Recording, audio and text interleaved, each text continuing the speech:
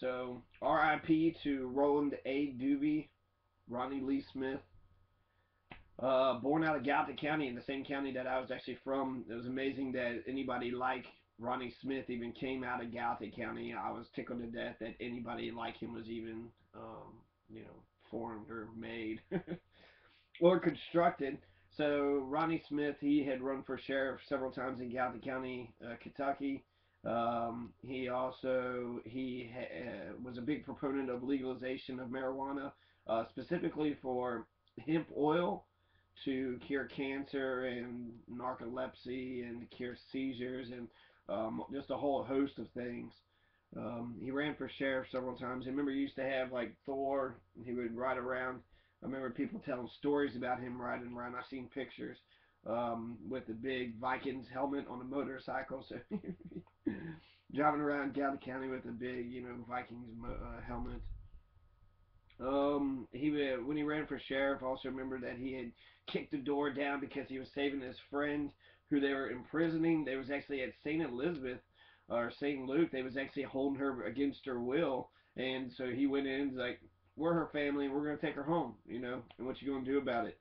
And then I remember right after that, you had his sister just like bring up all this stupid personal shit, just basically just to fuck up his political campaign because he looked like a hero. He looked really cool when he did that. People were saying, "Oh, it's over, it's all over," and that was bullshit.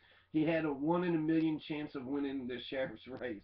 If anybody knows politics, if you're an independent, you got like 1 in a million chance. Ross Perot was the closest person, and he had like 20% of the vote. Like he wasn't even close. But he was the one that was like talked about. Like after the first debate, it looked like he was going to win. So it's possible the populace could watch a debate and then be swayed by that debate. But there was no debate, so really, um, Ronnie Smith, they had a ton of people that was against him. That was, that was rooting against him. He had cured cancer, but that wasn't good enough.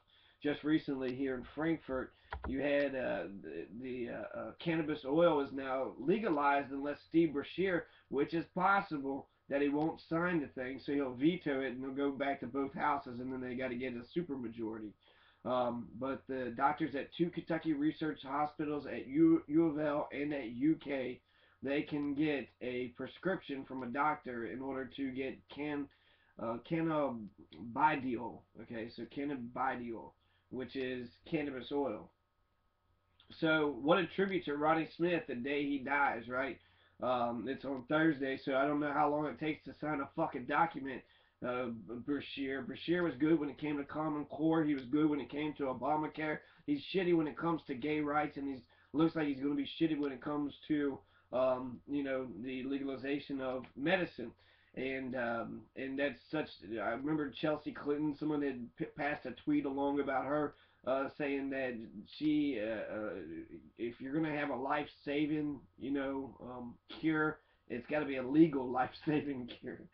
It's illegal. It could save your life, but hey, it's illegal. People already made a couple jokes about how come he didn't get use any of the his own hemp oil, right? I think he died of leukemia, so skin cancer. So actually, the University of Kentucky and University of Louisville, and a trial from the U.S. Food and Drug Administration. So if the U.S. FDA or U of L or UK says that you can have this oil to solve seizures and you can get it, while they was actually voting on it in the House, you had one of the kids who would be a beneficiary of it just erupt into a seizure, and they said that that happens like 2,000 times in a week. And it happened to be right in front of everybody. So what an absolute moving testimony. He was able to give a speech in front of the legislatures by his actions, by just having a seizure. He was able to say more about our stupid fucking backwards laws than any freedom fighter out here, than any abolitionist ever did just by his action. So that's Kentucky, went ahead and approved that. I'm reading this on this Facebook page. It all could just be a hoax, right? There is a sort of a Andy Kaufman feel to all this. It's sort of the stages of grief, anyways. And if it comes back that he's alive, I'll be fucking pissed at you, man. I mean, I already said goodbye to you. Like, what the fuck? Um, but it's actually it's fucking tragic, man. I mean, for Gatewood to die, for him to die, you know, and for Howard Zinn to die, it just seems like any hero that pops up eventually, you know, goes away. And I guess that's life, right? That's I saw two people on his Facebook page. This is how I found out about it. And John F. Urtiega. Okay, so John F. Urteaga. He writes 3 hours ago. What happened, Ronnie? I didn't. He take the oil. I haven't logged on the Facebook in a while, and suddenly I found out he's died. I feel terrible. A little over a year ago, I bought oil from him, and it cured my stage 3 throat cancer. So John F. Ortega is saying that he had his throat cancer was cured by hemp oil. So he's learning seizures. You know, there's narcolepsy. There's glaucoma. There's just hemp itself can save the rainforest, right? And the hemp is legal in Kentucky recently as of last year, and they just legalized hemp oil. You know, cannabidiol. They just legalize it unless they don't get a signature by Steve Brashear, which he might. You know, I don't know what his deal is with being against homosexuality. He's got the headquarters of the Ku Klux Klan is in Dawson Springs, and that's where he comes from. So I guess he's not a big fan of tolerance. It's just unfortunate because he was good with Common Core, he was good with Obamacare, and now you know this is going to be his legacy. This is going to be the last year or 2 year in office, and you're going to sit there and say that kids who have seizures on the house floor can't get their fucking medicine. Gap County treated him like a piece of shit on topics. I don't know. It was a bunch of random fucking anonymous assholes, but just ramming them, just fucking constantly day in and day out. And I'll tell you this, I felt bad. There was a time I think he deleted me. He didn't want to be my friend no more. And you know, I don't totally blame him. When I met him, you know, just a couple times, and he seemed like a cool dude. But I remember I was in a weird spot in a way. I was like, man, can I just stay here with you? Like I feel safe here. And so I think there was like a weird anxiety there. But I remember like he was typing on Facebook and on topics, people was giving him shit, and he wrote up on topics, somebody help, you know, they're just fucking with me, and they keep, you know, they're saying a lot of personal shit, and they just won't stop.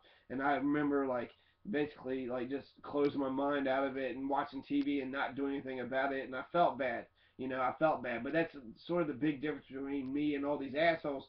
I had felt bad that I didn't stand up and to defend him. Whereas other motherfuckers, like those who was typing on topics, or Renee Gibson, was we're gonna see right here on his own fucking webpage, and has been up for several hours. But they just started shitting all over him. They just started treating him like an asshole. They would just shit on him just to be shitting on him, and it's ridiculous. It's absolutely, you know, he was running for office. It was 1 in a million chance that he could win. And I remember, like they said, child abuse, and they had said something about because he had smoked marijuana in the vicinity of the child, therefore that was child abuse. You know, it's like they're trying to fucking split hairs. They're like such being such dicks. I remember Ronnie had denounced his social security number, and for some reason he did seem like he was like above the law.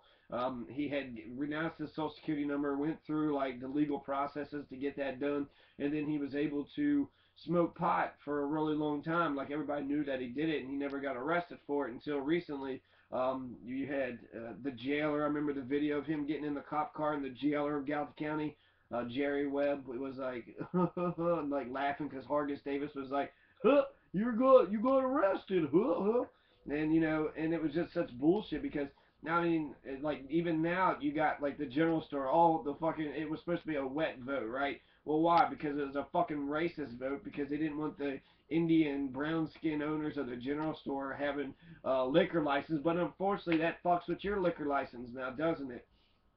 So people just be hypocritical, man, like all out. They say some things are okay. It's okay to legalize alcohol, but don't legalize marijuana.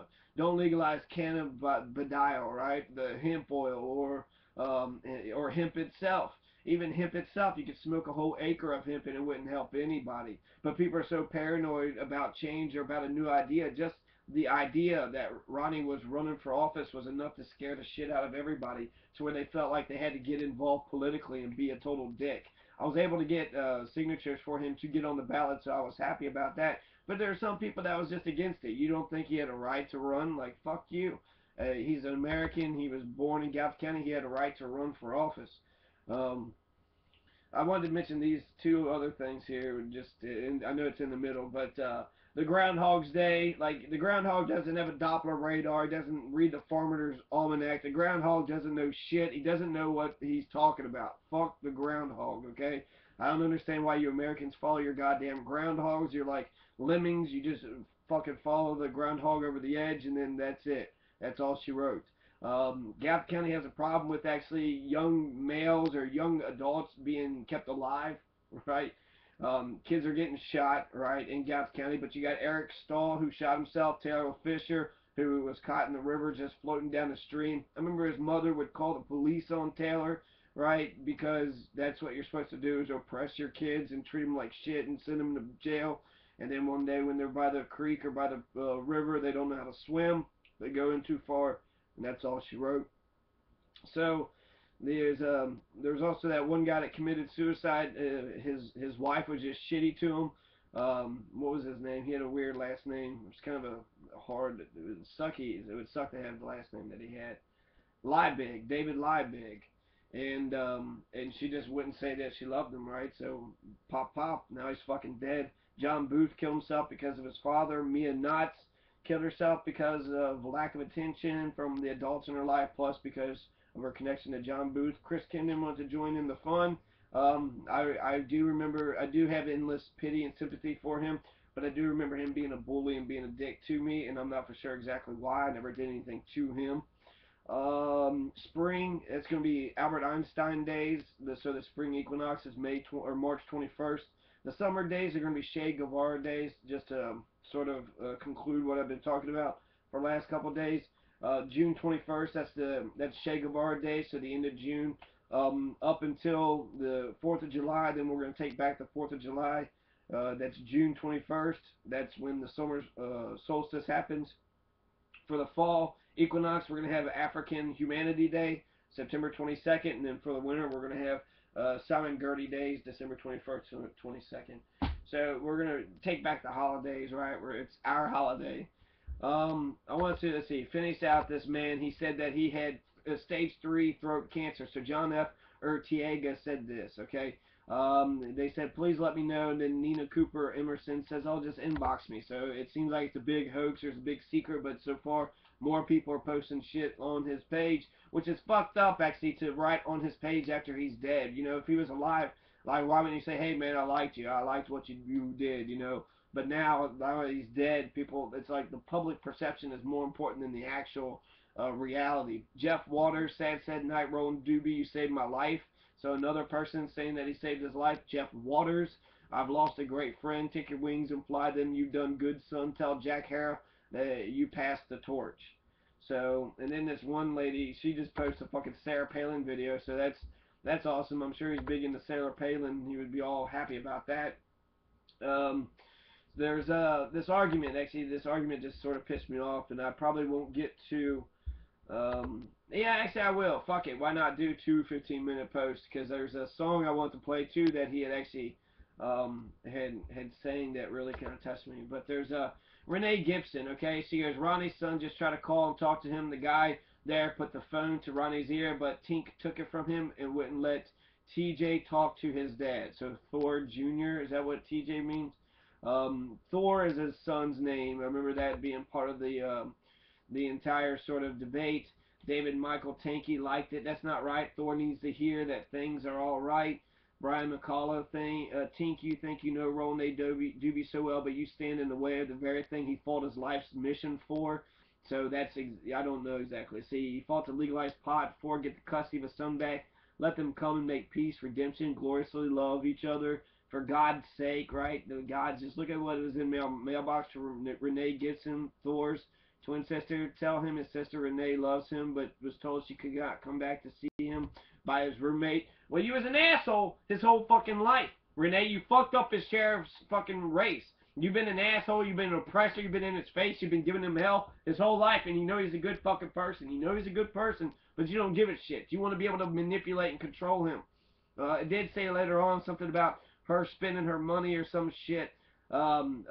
spending some money in the last 6 months of his life and, emptying out the family treasury. Well, yeah, you should have given a shit. You should have given a shit fucking 4 years ago when he was running for office. I mean, he's running for sheriff. He looked sickly. He looked like he might have had some health issues. But now you want to fuck up his dreams and his life and his career because you always want, his fucking son to know that he's a fucking douchebag, just like you said that he is. And it's bullshit. It's bullshit how people like Renee Gibson get away with their fucking horse shit. It isn't just Renee, right? There's lots of people that was against Ronnie Lee Smith, but to have somebody undercut you just like that, that's just, it's fucking sickening how people do it. He 1 in a million shot to become a sheriff. 1 in a million shot. But just the fucking idea scared the shit out of Renee Gibson that she had to fucking run her mouth all over topics and try to shit on his legacy.